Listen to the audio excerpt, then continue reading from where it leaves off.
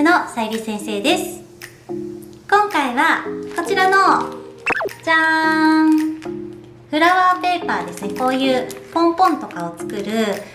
薄用紙と呼ばれていて、海外ではティッシュペーパーって呼ぶそうなんですけども、こちらダイソーで購入したものです。こちらを使ったじゃーん、はい、ピント合うかな、これ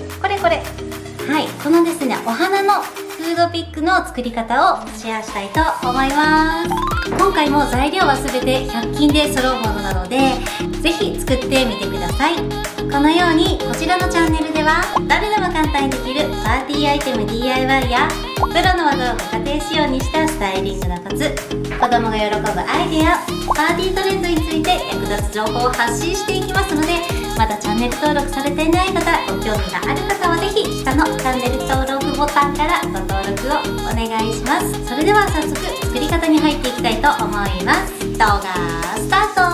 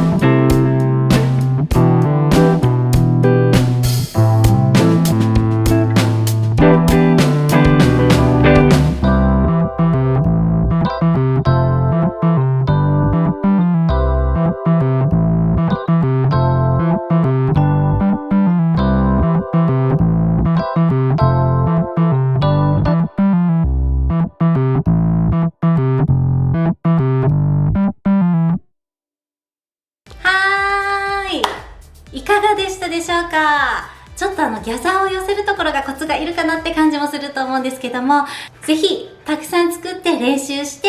パーティー楽しんでいただけたらいいなと思います。もし今回の動画少しでもためになったよとか、なんかこういうアイデア面白いなと思ったら、ぜひグッドボタンをお願いします。それではまた次の動画でお会いしましょう。またねー。